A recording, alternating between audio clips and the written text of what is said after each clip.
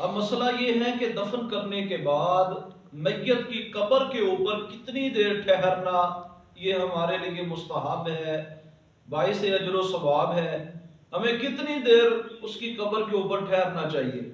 عموماً تو ہم یہ دیکھتے ہیں کہ جنازے سے ہی لوگ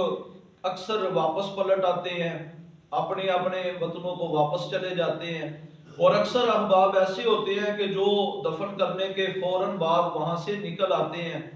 اور بعض دفعہ ایسا بھی دیکھا گیا ہے کہ کچھ لوگ ایسے ہوتے ہیں کہ جو اپنی میت کو، اپنے مردہ بھائی کو دفن کرنے کے بعد اس کی قبر کے اوپر ٹھہر جاتے ہیں اور وہاں قرآن پاک کی تلاوت کرتے ہیں، اللہ کا ذکر و اذکار کرتے ہیں اور اس کے لیے دعائیں کرتے ہیں۔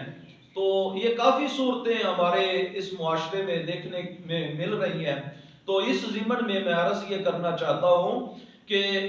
میت کو دفنانے کے بعد اس کی قبر کے اوپر اتنی دیر ٹھہرنا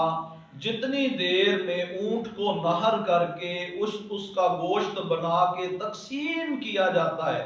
اتنی دیر اس کی قبر کے پاس ٹھہرے رہنا یہ ہمارے لیے مستحب عمل ہے، یہ ہمارے لیے مستحب عمل ہے، کیونکہ ہمارے مردہ بھائی کو سب سے زیادہ جو ہماری ضرورت ہے وہ اس وقت ہے۔ اگر ہم اس کی قبر کے اوپر کھڑے ہو کے اللہ کا ذکر و اذکار کریں گے، تلاوت قرآن کریں گے، اللہ تعالیٰ سے اس کی بخشش کی دعائیں کریں گے، اور منکرین کے سوالوں جواب کا جو سلسلہ ہونا ہے اس سلسلے میں اس کو کامیابی کی دعا کریں گے، تو یقیناً یہ ہمارا اس کے پاس ٹھہرنا